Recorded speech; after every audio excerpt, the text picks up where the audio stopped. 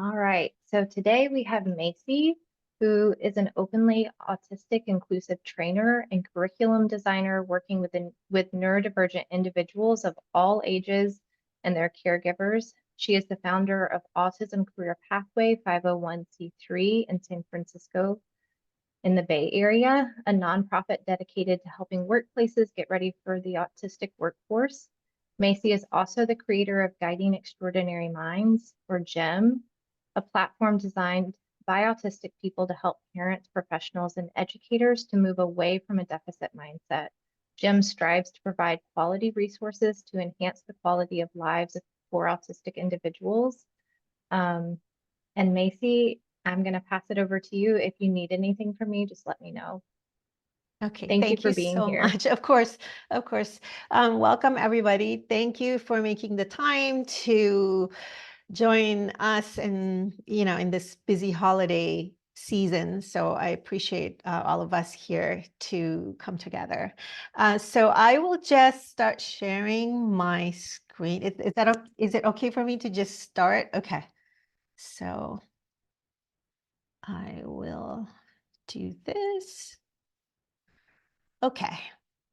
So I am actually a long time um a, a long time therapist working with autistic. I started working with autistic kids 30 years ago. What we haven't talked about is that I am a former behaviorist. I actually was part of um, the autism clinic, the Young Autism Project at UCLA. And I was one of those therapists deployed to see and work with autistic kids doing ABA programs. So this was 30 years ago. That was also the time that I found autistic children. I was also placed in a classroom in Los Angeles, working with that classroom served autistic kids. So that's how I found neurodivergent little people and ABA, the field of ABA. And I work in this field for about 12 years, moved my way up to become a clinic supervisor in San Jose, California. And what happened at that point, even though I made it to the top, I went through severe burnout and I left the field completely because not just because of the burnout, but also because there was something bothering me about the method that I was training people to do for autistic kids. And at that time, I decided to just drop everything and I left. And then after that, I got trained and certified in a relationship-based model called Relationship Development Intervention. And at the clinic, we only work with parents to help them support their autistic family members the best way, following and honoring the person's priorities. And of course, I dropped everything. I became very, very sensitive to anything that has a deficit base or fix-it base mindset. I just refuse to accept that autistic people of all ages need to be given opportunities to be part of society. And I want to be part of that. I feel like I'm the blessed one in the relationship with all of my clients. I watched them grow up. Some of them finished college, and yet they can't even get a job, a summer job at Domino's, even though pizza is one of their safe foods. And they make pizza every day, and they can't compete with neurotypical job seekers. And their lives continue to be very, very difficult. So I refuse to accept that. And I was diagnosed very late, actually 3 years ago, with autism level 1 and also ADHD. So I think the fact that I'm here still doing this work and connecting with so many other autistic and neurodivergent professionals, that everything has come full circle for me. So the presentation that I'm sharing with you all, it's really about my experiences moving away from a deficit-based program, dumping and ditching everything, and just continue to learn, because there has to be something better that autistic people deserve to experience, other than, you know, teaching them to mask to become neurotypical people. So here is a picture of the case study that I'm going to be sharing with you. And this little guy's family actually put together the videos that I will be sharing with you all. I met Alex when he just turned 3. And this was a picture of me and him. I was his program supervisor, his ABA program supervisor. And this was a room where we would do team meetings. And thinking back, I'm sure my little autistic clients really didn't think of me in a positive light, because every time we come together, their world is turned upside down again, because all of the programs and activities would change, right? That's the point of the team meeting. You have to check on goals and add new goals, and it was just terrible. But this was how we met, and I worked with him for a couple of years, and then when I stopped working as an ABA supervisor, we stopped seeing each other, and then he came back into my life to his parents wanted to shift to a relationship-based model. And that's the kind of parent training that I provided to the family. But for people who work in this field, seeing this kind of room and all the toys, you know, you understand. So, this was Alex and me. So when we talk about a fixed mindset, a deficit mindset, or a pathology model, I think we all have learned a lot about it. And what I can say is there's so many well-intentioned therapists and professionals, people who have worked with autistic clients for many, many years, and they still don't know how trauma happens. They still don't know any of this. I think a big part of it, because I think social media really controls what we see.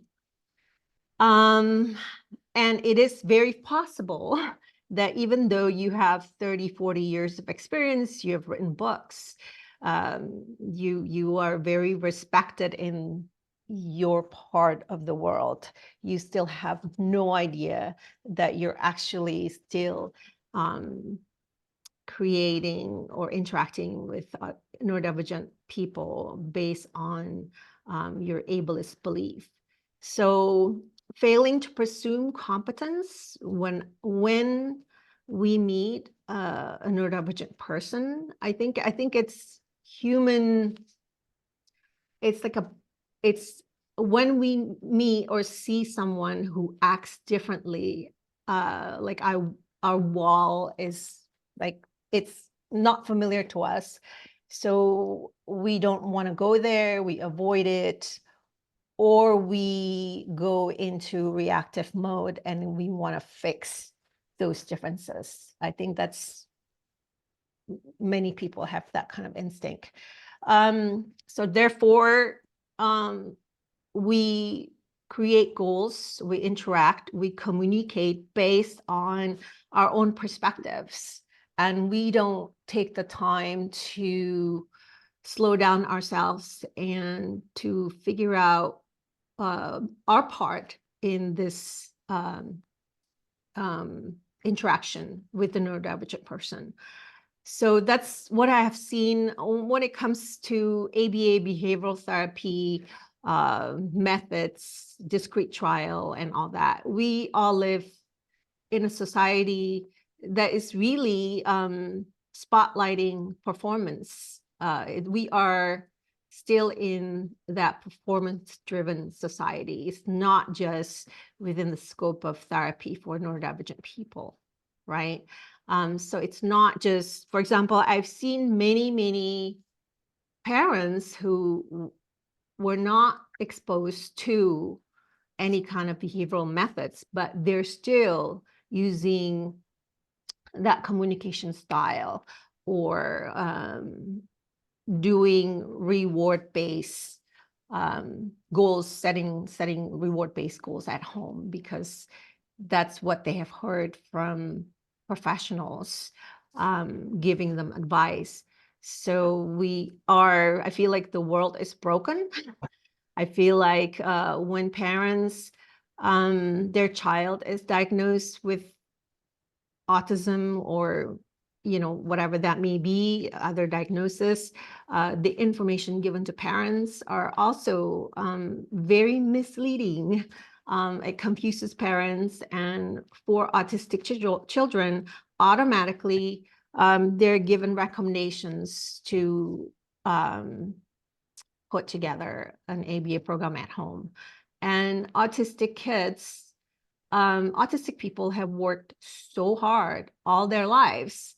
And when they reach adulthood, the world doesn't know what to do with autistic people. No one really knows, how to meet us halfway and how to be accountable ourselves to learn about neurodivergence. That's not happening. That's not in the radar. And I know this because I try to learn through my nonprofit, Autism Career Pathways. How can we educate our community at large, our communities who are not touched by autism or neurodivergence? And it's very, very hard. It's not even in their radar, in the community's radar, about anything about disability awareness or autism acceptance and so on. So a fix-it mindset is, I think, what parents want to do tend to fall back into fix-it mindset, and for professionals to do, for teachers, educators to do the same. For workplaces, we're still very much in this mode most of the time when we know the person in front of us is autistic or neurodivergent or different, and we don't know exactly how different, right?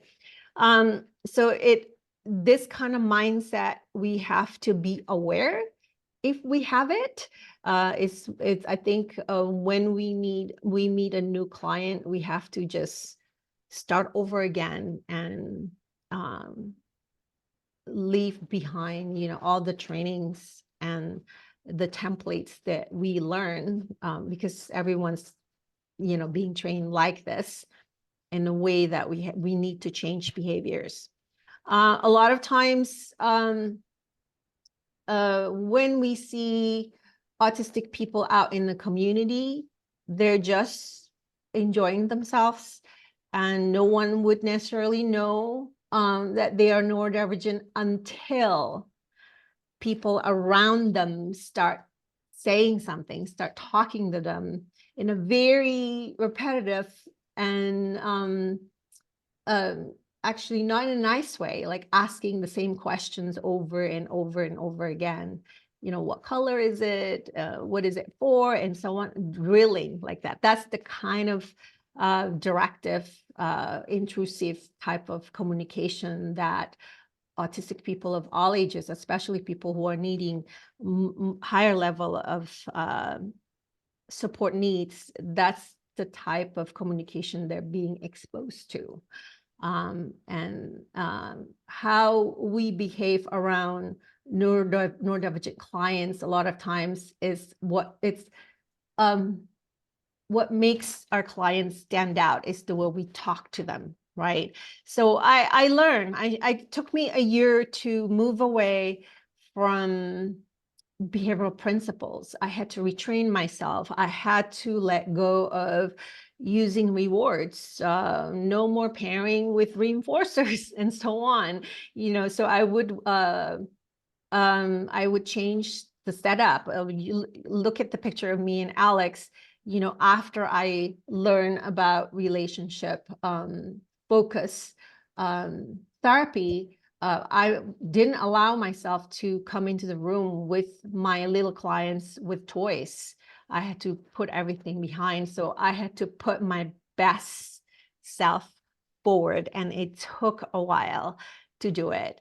I mean, of course, I was well-intentioned. I love working with my clients. I would do anything for them. But leaving behind something that's familiar, like something that you thought, this is the best program that I'm trained in, and I'm really good at what I do, and starting over, where you put all the accountabilities to learn, to take the time, to slow down on you. That wasn't easy, but I did it.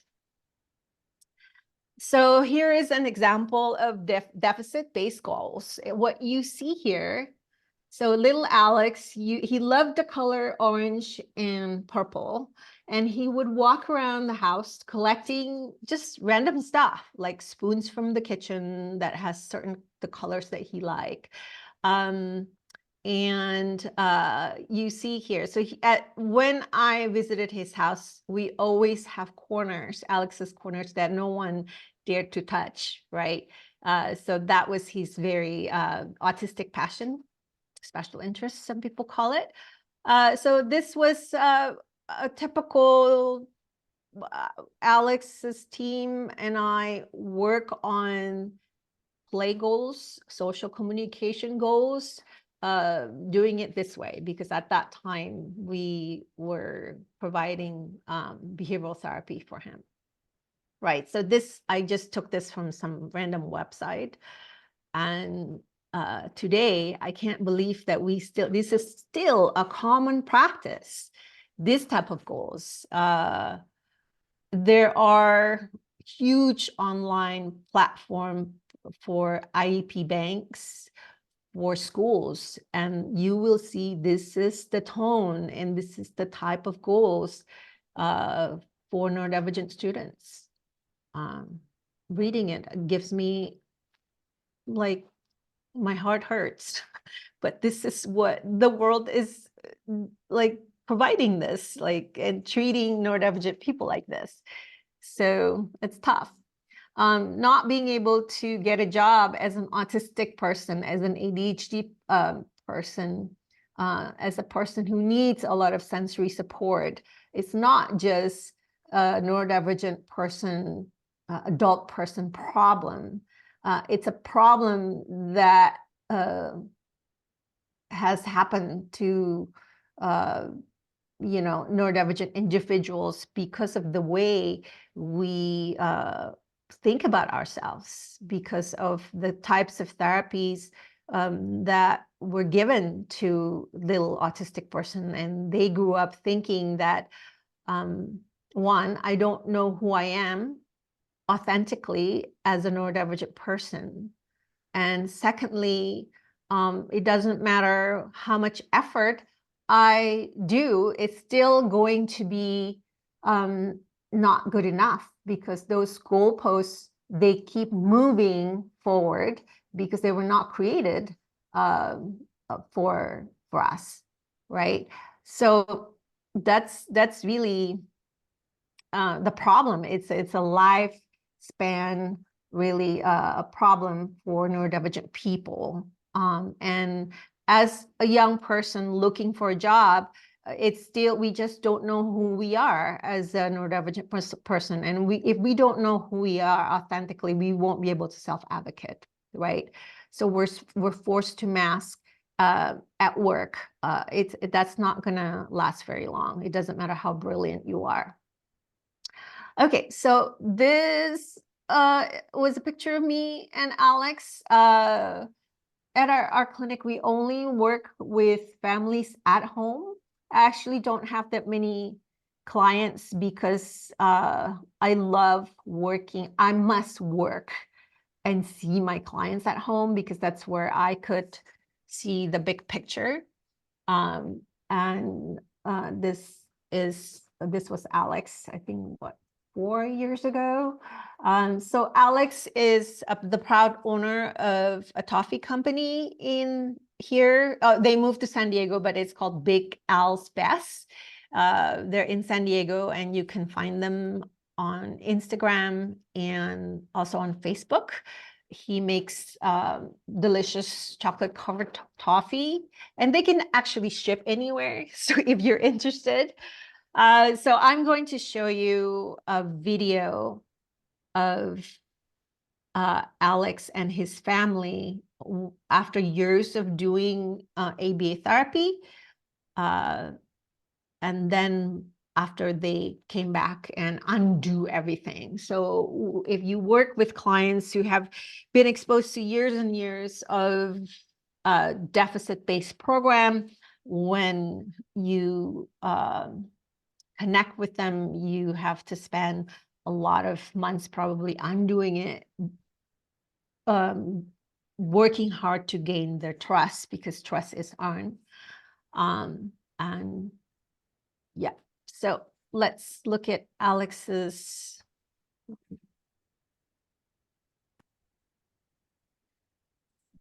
Find the video. All right, so this was, if you can't see the video, hopefully you can. If you can't We can see it. Okay, so hopefully you'll be able to see. Okay, so this was 2006. He was about 14, I think. And at that time, he was still receiving home program based still on trying to help him to communicate better. But of course, communicate better like a neurotypical person.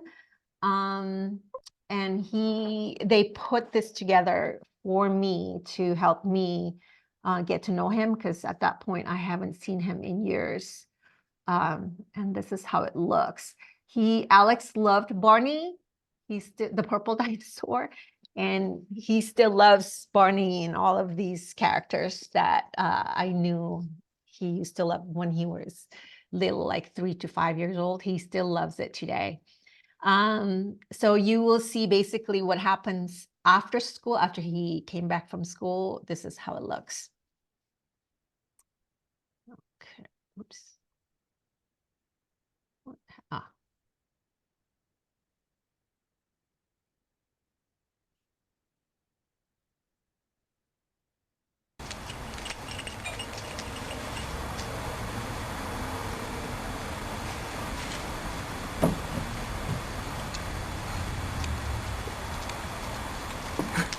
Okay, go ahead.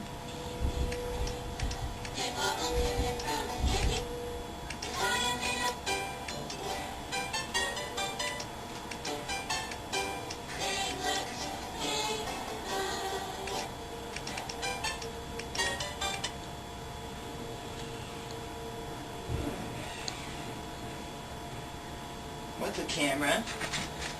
That's what I'm taking pictures of you with.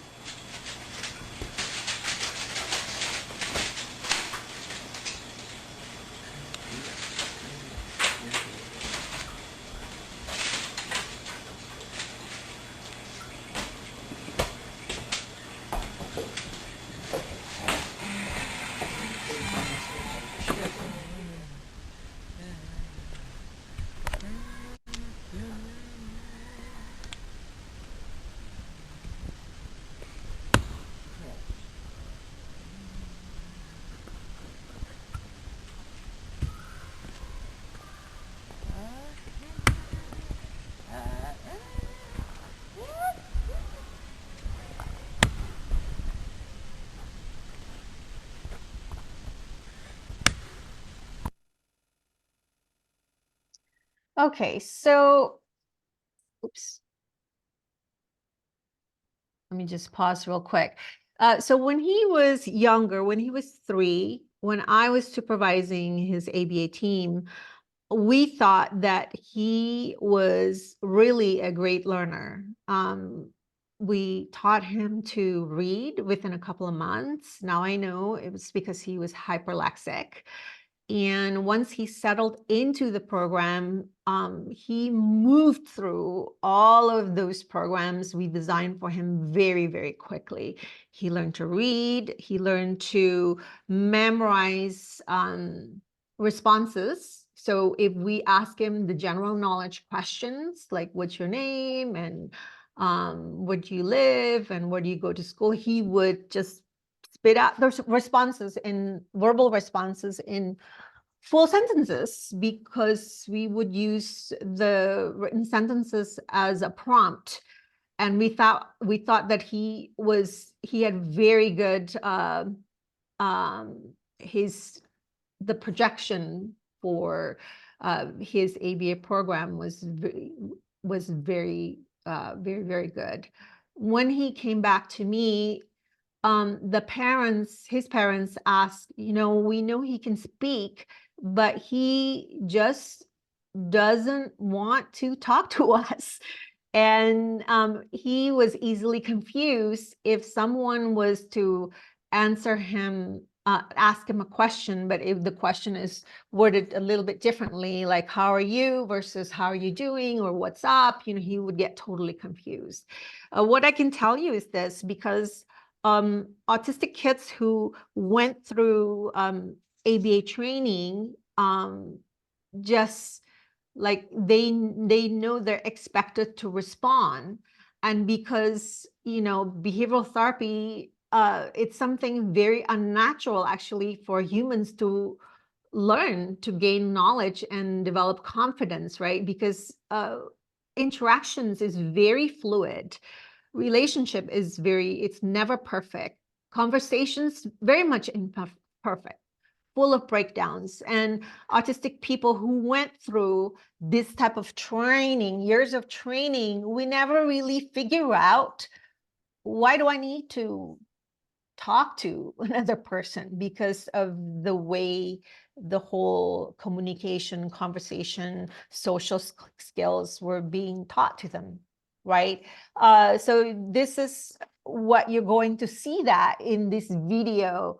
It's still very much very unnatural way to teach conversations, but this was how they knew how to do it. They used the prompts. You see the prompts on the table. They also use a dice. So they would do teach turn takings by, I think, rolling a dice, something like that. So you would see that Alex, even though he could verbally speak, he just didn't understand, like, what and how and why and when do I say things. He was very, very confused. You actually would see that he went into panic mode the moment he felt like, oh, I didn't respond correctly. You would see it on his face, and you would also feel it, that he had that panic look on his face. So this was his tutor working to teach him to ask questions. Oops.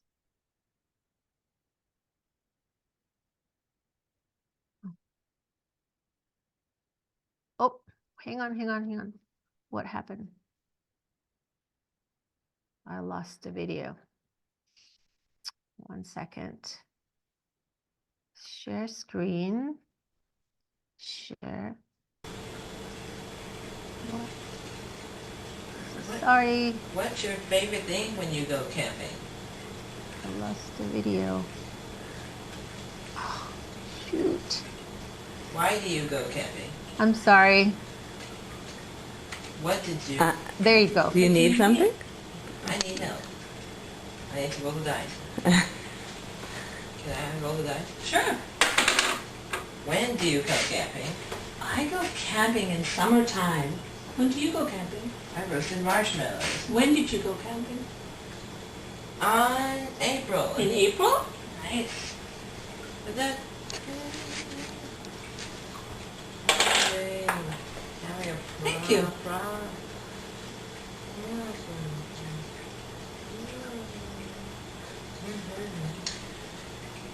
When did you have a problem with your homework? I had a bad day. When you had a bad day, you had a problem with your homework? Yes, it Which subject? was math. In math? Sometimes I have a Some of problem. it's really hard.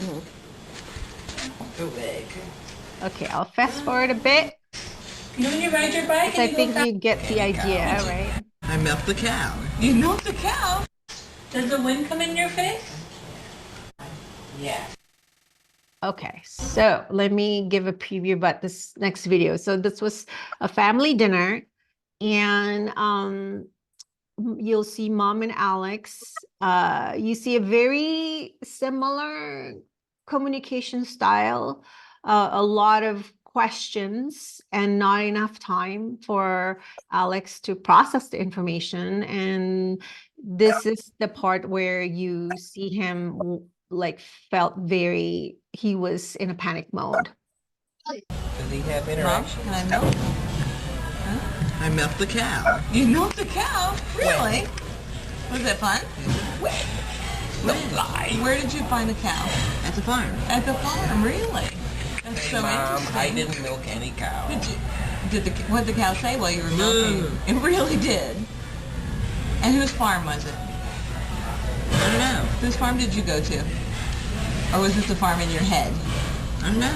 Was it a farm in your head? Yes, sir. Oh, I see. And who was there on the farm? Was Barney there? Yes, sir. Oh, I see. Now he's upset. I'm asking too many questions. So you heard Mom saying I'm asking too many questions. So this type of communication style, it's very common when we feel anxious, when we initiate interactions and the other person doesn't respond. And we typically become reactive in the moment and repeat ourselves, so actually become more intrusive in our communication style. And we just didn't know how to go back and be proactive and redo the connection, right? So this is what happens quite often. And you'll see walking to school together. Where's the dog? There we go. Hey, Alex, you want to walk with me?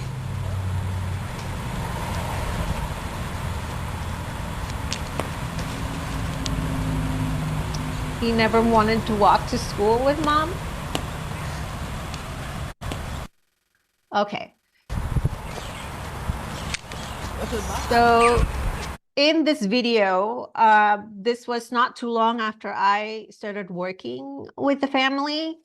So I worked with Mom and help her to realize that how Alex has really stopped trusting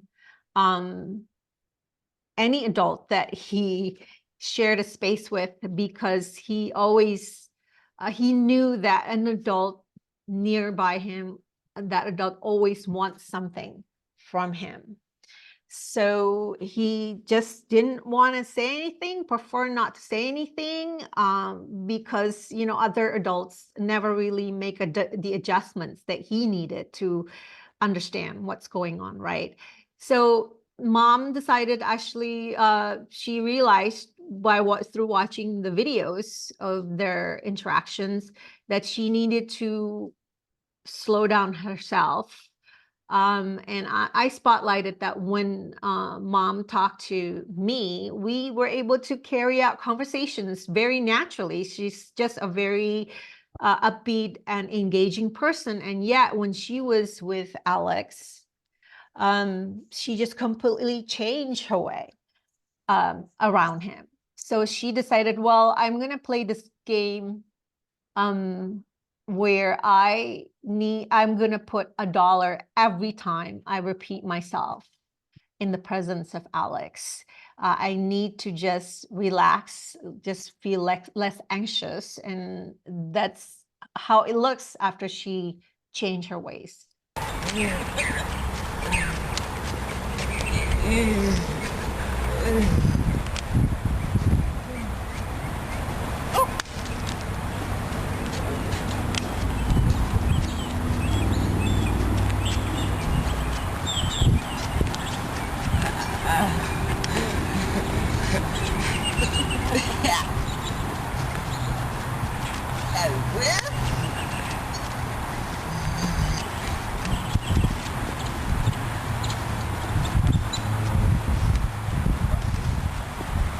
Oh no!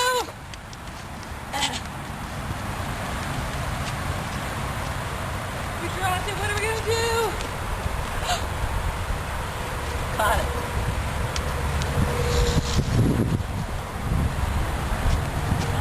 Drop it. Oh, I dropped it now.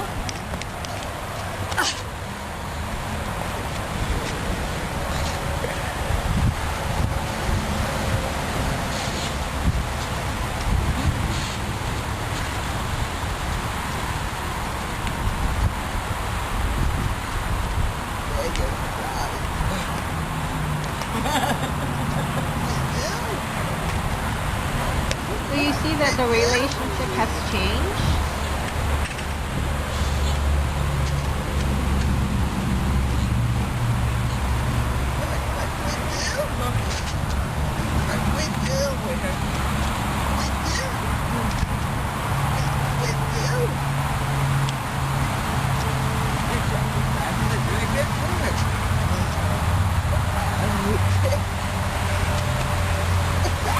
Okay, we better stop throwing it now because we're close by the street.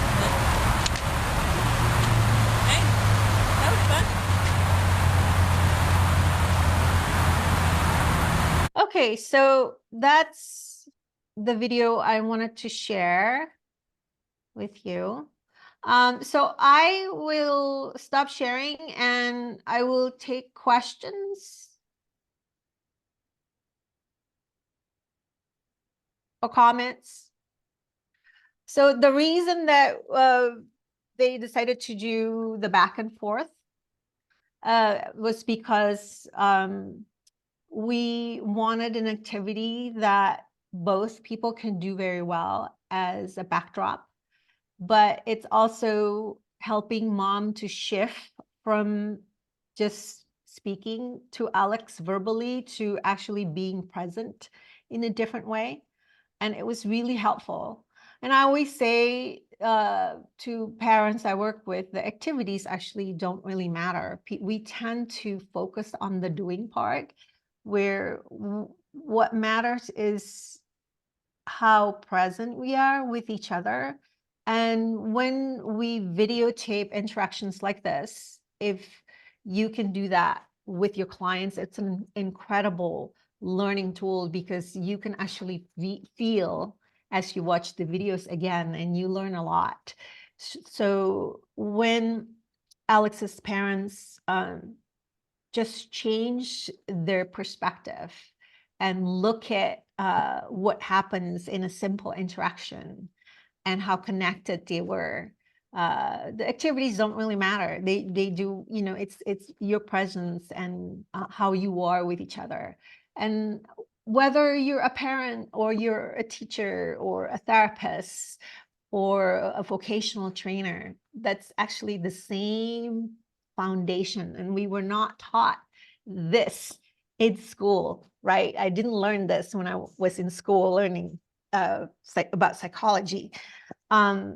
It's just a different recipe every time you are in front of a neurodivergent client. You know, there's really no formula. It's just moment to moment. There are questions here. Are there any other questions? No?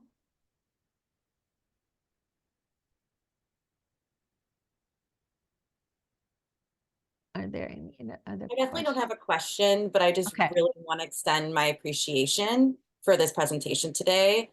It was just, you're amazing. And I feel like it's just, we all talk about how much this stuff is that deficit based ideas, and just to spend some time to give, just to hear from you today and spend some time thinking about it. And it's just very helpful all around. I just deeply appreciate what you shared. Thank you. Oh, thank you. Thank you. I think we that just constant battle when you work with your clients, therapeutic team members, everyone's working their own piece, and it's very possible that everyone, all the team members think that we're making a difference, but it's not making a difference. I see that because I watch my clients grow up, and I have worked with some of my clients for years. Like once we work together, they're in my life. They're like my own kids, basically. And they still don't belong. That's the sad thing. Autistic people have worked really, really hard all their lives. And we still have this problem because maybe, I think quite possible, we create programs and therapeutic goals that are just not meaningful to that person, especially if they are more impacted by their conditions, right? Because that's what happens. So they have gone through therapies and school, IEPs, and they still just, all those pieces just don't connect for them. That's really scary for me. That's why I have two tracks. I have my advocacy work for autistic children and their caregivers, as well as, educating workplaces, because you can't really just focus on autistic neurodivergence, and the beginning part is all just so terrible. So it's a big problem. Well, I also, I'm thinking about, some of my clients who have, low support needs, and how, like, 'cause, the video you showed, clearly that young man had some higher support needs. And so it makes sense when, like, it's really important to meet him where he's at. Same with everybody, but just reflecting for myself just how much parents and society really put so much extra pressure on people with low support needs, because it's like, you're supposed, you are capable, we know you can do X, Y, and Z, like you can act normally, you can get good grades or whatever, you could act a certain way. Like, I am thinking right now about a client who I was in a battle with parents about chores, right? Like, it was just like, I understood the parents' perspective, but also their kid was feeling like shit constantly because they couldn't keep up with, they felt like a failure every day because they weren't doing what they were expected to do. And when I convinced the parent to let them just be, oh my gosh, look at what's going on. We're fighting less at home. And it's just like, I really deeply appreciate you coming in and sharing these videos, and like, even, shout out to the Holistic Child and Family team, because this is such a good thing to, like, I'm so glad that we brought this to the table, because it's helpful to hear from, someone who used to work in ABA. Yeah. And it was part of my journey. But once I left it, I never looked back. Every time I left a program that I trained, I never looked back, because I left because it just intuitively, I was reacting to it. There has to be something better out there. There isn't. But that's the problem when we want to fit human beings into little boxes, as a professional. And we stop learning. And that's a problem. We are part of the problem. So Alex taught me that with the right kind of support, the sky's the limit. He does his work, he runs his small business with help. So now I'm challenging the concept of, like, you need to be an independent person, for example, because I know there's so many people who need a communication partner, for example. to express themselves. What about them? What if they want to work as a part-time writer somewhere? What if they have job aspirations, but they communicate using an AAC? What about them? So I fight this notion that only autistic people like me, high-masking autistic people who can pass a job interview deserve to get, to work and have a career. There's so many people who cannot because they just need a unique set of support. So anyway, so I have just one slide to share with you how Alex is doing today. And I think it's helpful to show you me and Alex working together. So this next video clip of me and Alex hopefully can spotlight how you do a different kind of assessment, but this is also how you meet your clients in the middle and just try to get to know your client this way, whether it's if you're a speech therapist or you're occupational therapist. This is an example of how you create an assessment based on your client's interests. So Alex had very few foods that he was willing to eat. He's much better today. But when he came back to me at the age of 14, he only ate pizza and chicken nuggets. So I decided that I'm just gonna create an activity of making a shopping list together, and then we would go to Lucky's to buy chicken nuggets. So basically that was the assessment plan, right? So this is, I'm gonna share my screen again. Okay. Okay, so when you look at this video clip, you may think, wow, he looks very autistic at the beginning, and now I know that he was just really trying hard, working very hard to regulate himself. And he was very nervous. The first time I saw this video clip, I actually burst into tears because I felt like, oh my gosh, he probably didn't really have a positive memory of being with me in the same room. So this is what happened.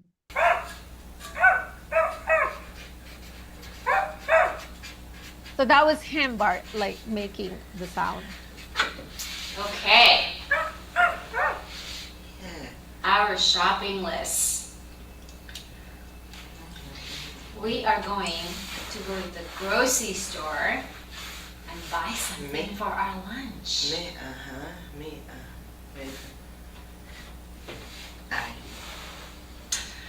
Are you ready? I wonder what tastes good for lunch.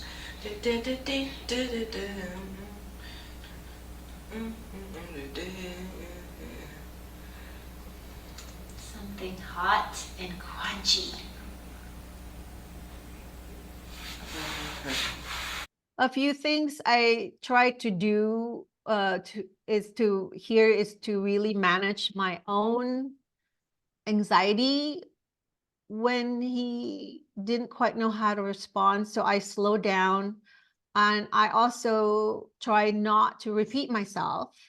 And Alex actually struggled because in his other interactions, the adults would have already prompted him verbally, right? I really wanted him to feel safe with me, and I want him to know whatever you do or say, it's fine.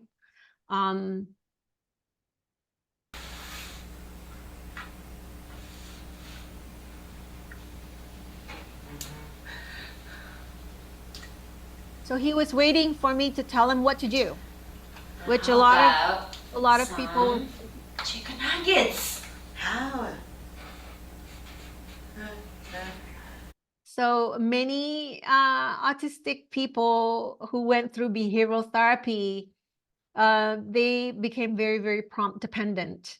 And they really didn't believe that their thoughts and the way they communicate is valid at all. So this is what you're seeing here.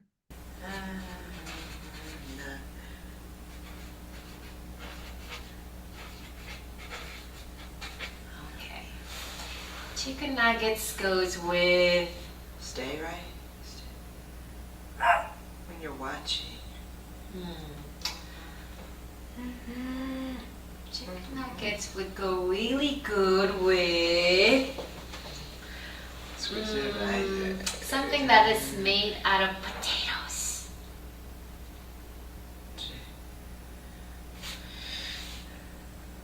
Put it. How about French fries. How about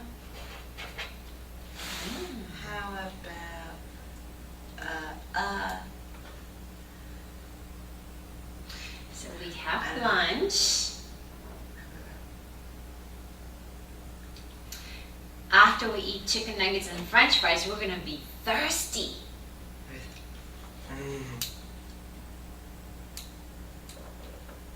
So we're gonna need some milk? Some milk? Okay. Good. A great idea, Alex. All right. Now we're gonna go to the grocery store. We're gonna get chicken nuggets, French fries, and Milk. milk. Right. Let's do it. Okay, so I think that was an incredible moment for Alex and me, for the two of us to be able to like celebrate together. That was the first time that he said milk. That was his own idea. So I learned once I change and move away from a deficit mindset that whatever you accomplish together in that room needs to be through both people, not just one doing it for the other person and so on. So this was really a moment that I think hopefully both of us will always remember. Yeah, so I hope that that's a video that help you to see like just the difference when you can slow down and really give the opportunity to our clients to just speak and share themselves authentically. I think that's really incredible. Does anybody have any questions? Yeah, Matt, Laurie. Yeah, Matt and I have presented in the past. Do you have any resources, books? More about neurodivergent affirming approaches with autistic folks and their families. There are a lot of resources on Instagram, right? So I love learning from Autism Level Up. So they do online classes like every other month or so. I think they're terrific. You want to learn more about self-regulation, and especially if you work with little ones. Let's see.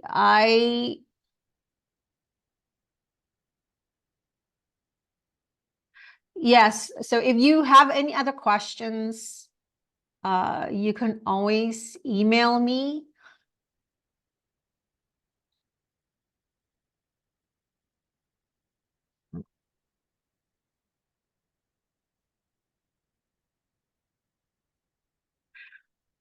It's also just, it's not so much, you know how some people say that autistic people needs clarity when other people talk to us. So just ask us like direct questions. And there's really no formula about how to talk to autistic people. You just have to feel it in the moment. I do prefer directives, like more close-ended questions to help me understand what's going on in the moment. But for clients who are really, really anxious, you really have to, if they're afraid to a lot of close-ended questions, you want to drop that, because the more questions you ask, the more like it feels like a task to them. And that's not helpful to help them to trust you. Dr. Neff, Neurodivergent Insights. Yes, so they have a lot of great resources. It doesn't cost very much on sensory safety, masking. So that's really helpful to use especially if you work with autistic teens.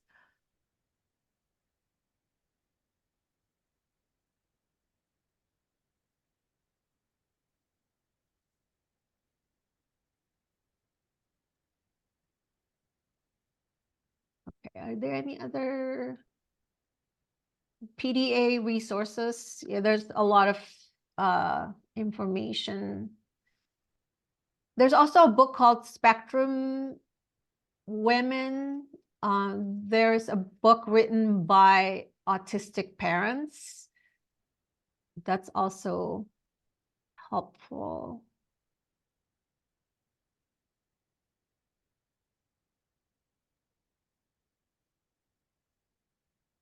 Yeah, Spectrum Women.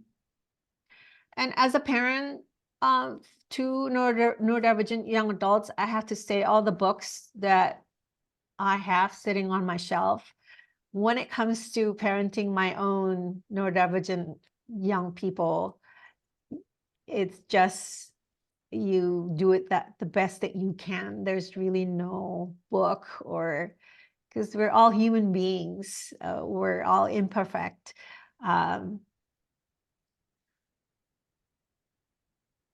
I've learned in my house, at least, our neurodivergents all interact differently with each other. And Absolutely. depending on the day each of us is having, Right. it really impacts how the rest of the day goes. Yeah, correct. And I think if we radically accept our neurodivergent children at home, I think they will grow up knowing who they are and firmly believe in themselves. So that's the best way to protect our neurodivergent kids against those bullies, because there will always be bullies at school, at work. But if they know they have a home to come home to, it doesn't matter at what age, and that's the best situation. I think the trauma will always be there because the world's not designed for us. But if autistic children are loved at home, they will be able to protect themselves. Their perception of themselves going to help them to beat all odds, right? Because right now the perception of neurodivergent people, that's what's the problem. The perception becomes reality at work, that we're just charity case, and it takes so much more time to train autistic employees, so no one wants to. That's the perception, but the perception becomes reality. So if we can help parents to understand better, and have like love language that really is like unique to that family, that's incredible. We can help parents or teachers or whoever. So I always say my job when I work with autistic clients, I try to learn their love language, their communication preferences, and I translate that to parents. I help parents understand. That's it. That's what I say. I love doing that. I think that's all. So we only have 1 hour, right? Do you have any other announcements?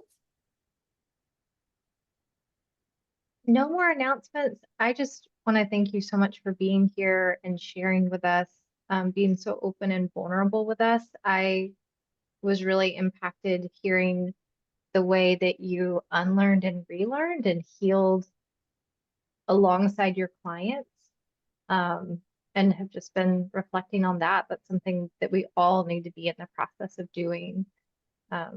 Thank you so much for sharing. Thank you. And I'm sorry, I'm like, my brain's not working properly today. It's like, but hopefully the videos spoke for themselves. So thank you so much. If you have any questions, you can email me. My nonprofit is Autism Career Pathway. So we're on Instagram, and that's a safe place.